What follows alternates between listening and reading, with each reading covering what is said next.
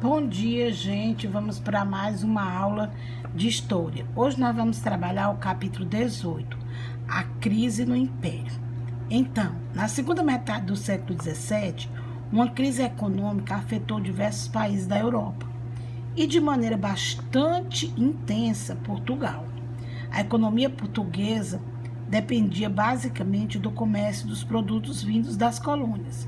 O preço do açúcar estava em queda no mercado europeu desde o final do século XVI. Expulsos do Brasil em 1654, os holandeses impulsionaram suas agroindústrias açucareiras instaladas no Caribe, que passou a concorrer com o açúcar produzido nas colônias americanas. Assim, o preço do açúcar caiu ainda mais e a principal fonte de renda da metrópole deixou de ser tão lucrativa.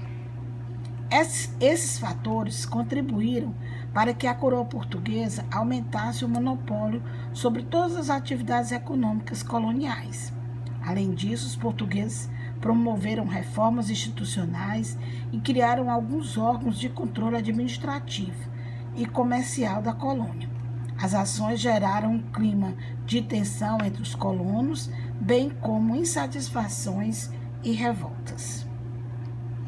América Portuguesa no final do século XVII. Então, nós vamos ver aí como era que estava a América Portuguesa no final do século XVII.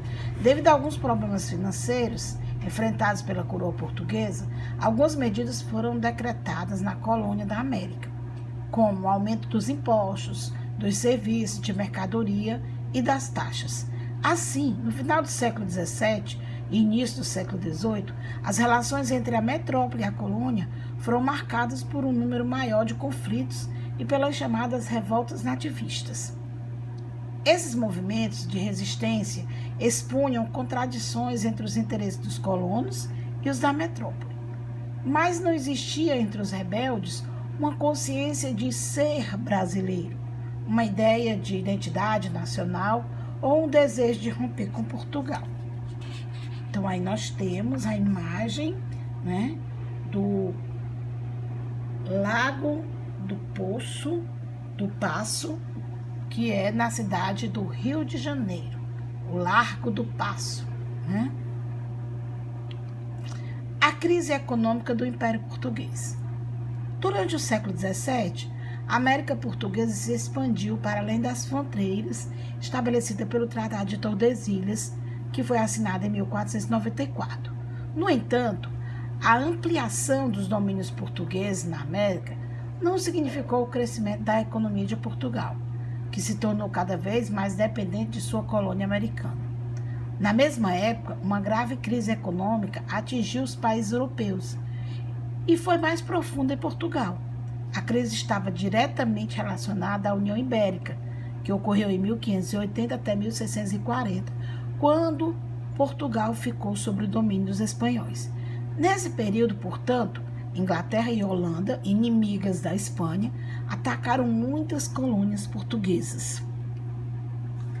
Com isso, áreas importantes do Império Português na América foram perdidas e os territórios que foram mantidos já não proporcionavam os mesmos lucros do passado. A queda do preço do açúcar e do tabaco, nesse período, causou um grande déficit na balança comercial de Portugal. Para agravar ainda mais a situação, Portugal foi pressionado a assinar com a Inglaterra, entre os anos de 1642 e 1661, tratados que concediam vantagens comerciais como compensação pelo auxílio prestado na Guerra da Restauração, que foi empreendida contra a Espanha, exatamente que pôs o fim na União Ibérica. Com isso, os navios ingleses foram autorizados a negociar com as colônias de Portugal, competindo aí diretamente com os comerciantes portugueses. Então, aí nós temos uma representação de escravizados africanos trabalhando em um engenho de açúcar nas Antilhas holandesas. O aumento do controle metropolitano. Para garantir os lucros, o comércio de seus principais produtos agrícolas, a coroa portuguesa promoveu uma série de reformas administrativas. e a reorganização da exploração econômica na América, como o aumento do monopólio metropolitano, o que afetou diretamente os colonos. Então, ele criou um Conselho Ultramarino em 1642, que era um órgão encarregado de ampliar o controle sobre os domínios comerciais. A Companhia Geral do Comércio também foi criada em 1649. O monopólio do comércio, principalmente do vinho, do azeite, da farinha e do bacalhau, na região do Rio Grande do Norte e no sul da colônia. Foi criada também a Companhia do Comércio do Estado do Maranhão em 1682. Esta encarregada de abastecer os proprietários do Maranhão com escravizados africanos e também com alguns produtos, né, como trigo, bacalhau e vinho. O aumento do controle metropolitano, em 1692, foi decretado o fim da autonomia das câmaras municipais, que passaram a ser dirigidas agora pelos juízes de fora, agentes diretos do rei. A coroa incentivou ainda as manufaturas em Portugal e estimulou a organização de expedições em busca de metais e pedras preciosas na colônia. Todas essas iniciativas revelam o esforço do governo português para intensificar o controle do seu império ultramarino, e especialmente sobre os seus domínios americanos, na esperança de solucionar os graves problemas econômicos do rei. Aí nós temos o mercado, né, de escravos no Recife. O exclusivo metropolitano. Bom, o modelo de política imperial das metrópoles europeias baseava-se no mercantilismo e na apropriação de riqueza dos seus domínios coloniais desde o século XV. O Pacto Colonial, ou Exclusivo Metropolitano, foi um instrumento de transferência sistemática das riquezas das colônias para os estados europeus.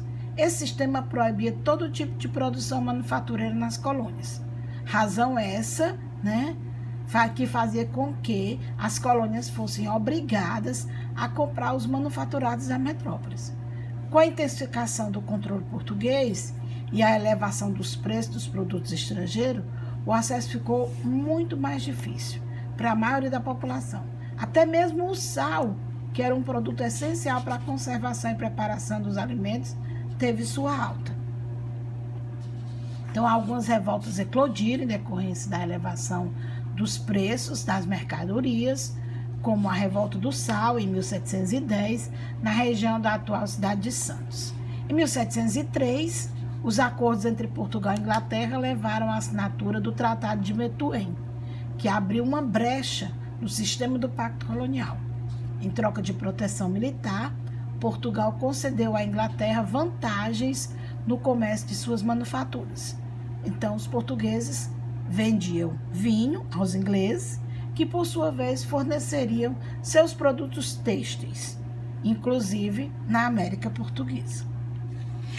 Esse acordo possibilitou ao governo da Inglaterra ampliar enormemente os seus mercados consumidores e acumular grandes volumes de capitais, que puderam ser investidos na mecanização de suas indústrias.